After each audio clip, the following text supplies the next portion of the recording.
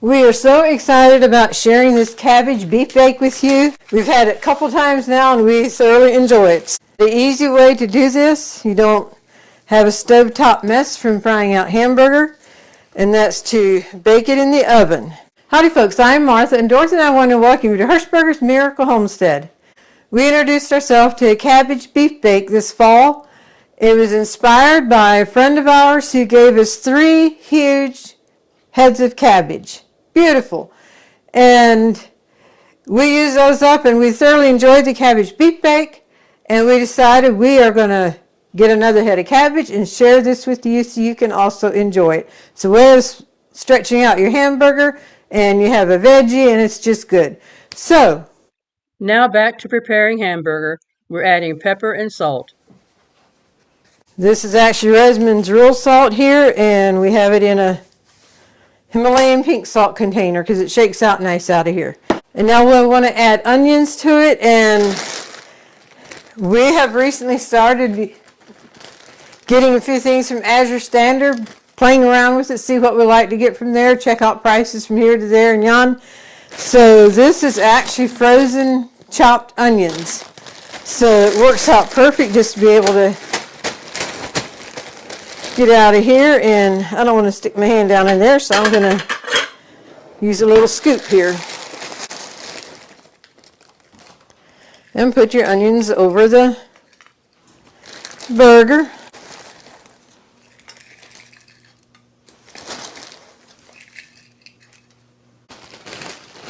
So here we have our burger ready to go into the oven. We'll bake it for 20 minutes and then pull it out and chop with this and put it in for another 10-15 minutes. So, and the onions now, they're ready to put back in the oven.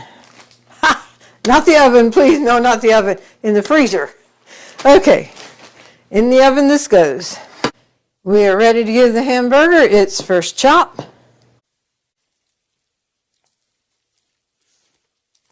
We do like to go ahead and give it a chop halfway through the bake, so it's easier for the burger to get all completely done. And yes, this will be drained before we actually use it.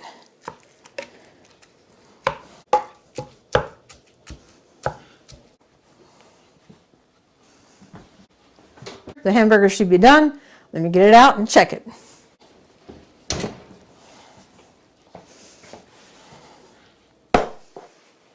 As I do my final chop, I'm going to roll up a hot pad. I'm going to stick it under here so that creates a little hill. And then I'm going to slide the burger back up here, and that grease will drain down. I'm just giving it a final chop. And now I can just pick up some of this grease and put it directly in there, and it goes through the colander down into the bowl. There's often more than one way of doing something. This is how I prefer doing it, getting rid of the grease. However, Dorothy finds that just dumping it in the colander works just as well.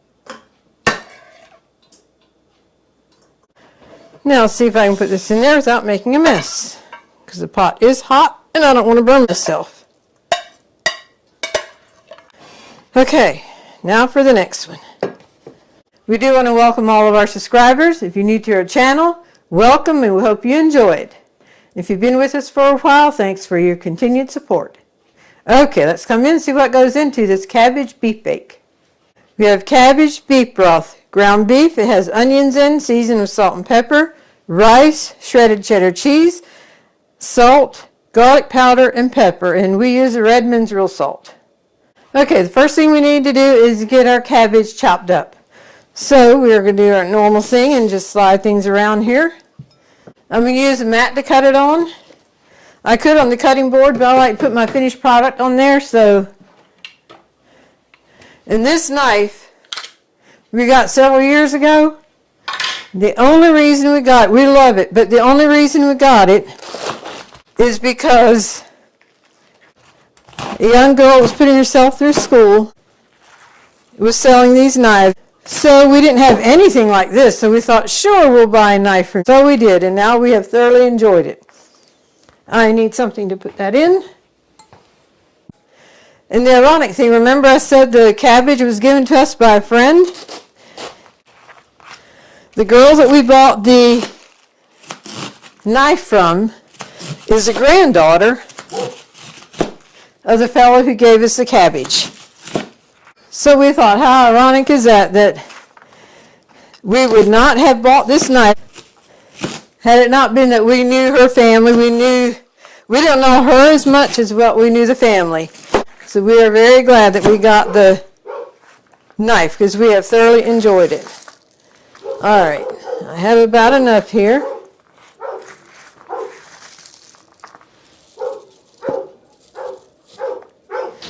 I'll tell you what I'm going to do. I'm just to set this, pick this all up, put it behind me, and if I'll get that in. If I need some more, then I can cut up some more.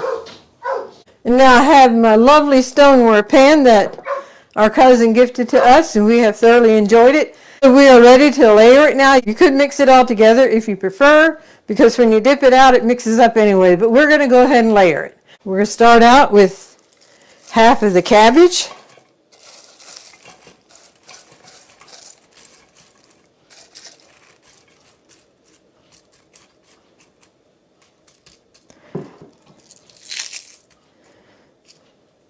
And yes, I know that's more than half, but I'll be getting some more from back here. Next, we'll be doing the ground beef.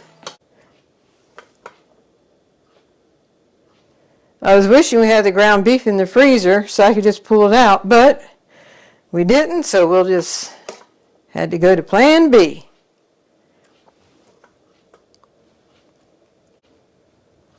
Okie dokie, there we go.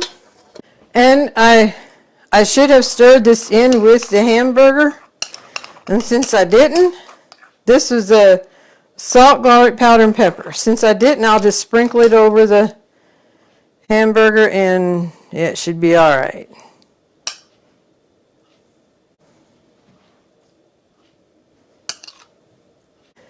And now the cheese.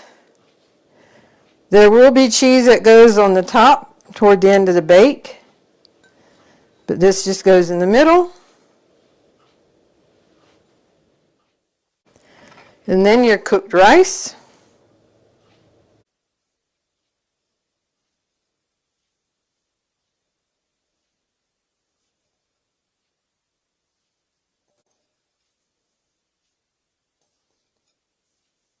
And now the top is layered with cabbage.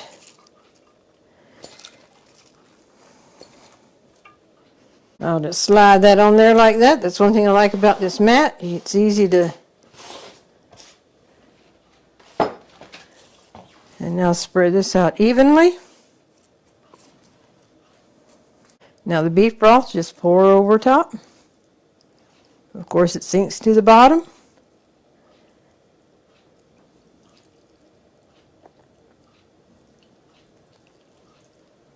And this is a casserole that you want to cover when you bake.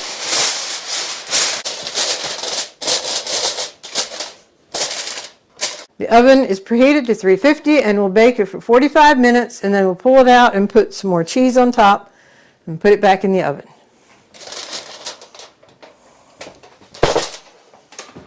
We have had a busy forenoon here. My brother was here and he's now leaving, and my niece is here, and she's helping us out. In fact, you still see dirty dishes back here if it wouldn't be for her breezing in and washing up dishes for me. So I appreciate that very much. I need to shred some more cheese to go on top of the cabbage beef bake. We get this as a big log and then shred it as we need it to fill that up.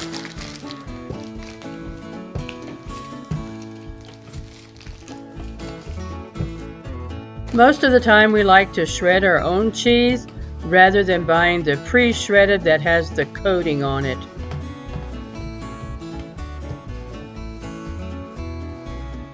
I like to sit it on a paper towel.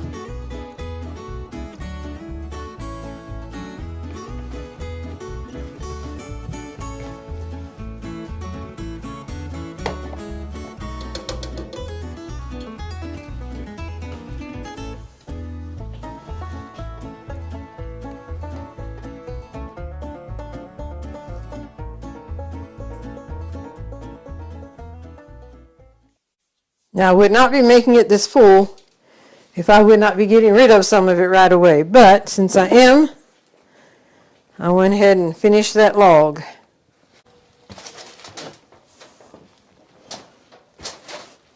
We're going to remove the foil and do it very carefully, because steam can come out from under there. And now we're going to top it off with cheese.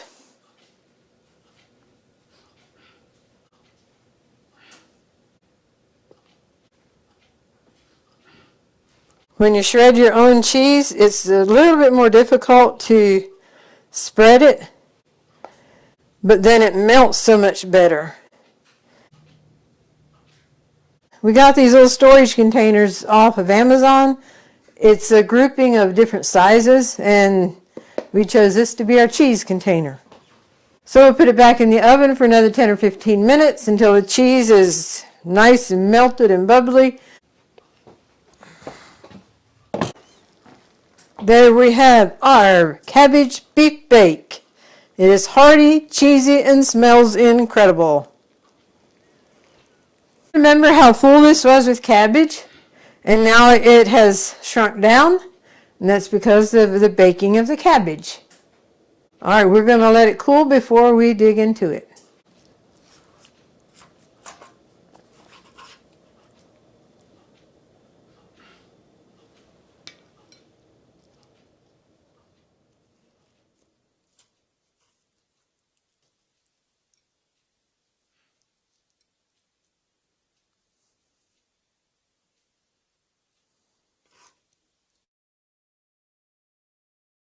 Give y'all a sneak peek of it before I put the green beans on. We have the cabbage beef bake, green beans, and applesauce. Applesauce is something a lot of people use as a dessert. We have always used it as part of our main meal. Applesauce with the cabbage beef bake will just be perfect, or any type of casserole. So if you make this, we hope you enjoy it as much as we do. This casserole is simple and budget friendly, but so delicious. It has become a family favorite. And as always, you'll find the recipe in the description. And we again want to thank everyone who has liked and commented on our videos. We appreciate that very much. If you've enjoyed this video, just go and smash that like button and it'll be done.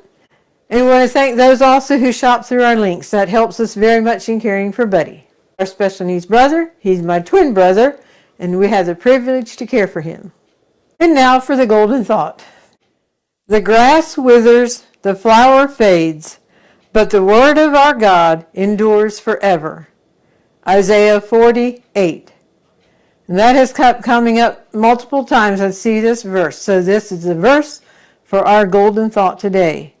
Our flowers around here, the summer has come, summer has gone, so has the flowers. And the grass is turning brown. But one thing for sure, the word of God endures forever. What an awesome, awesome thing to cling to. That the word of God endures forever. And that's Isaiah 48.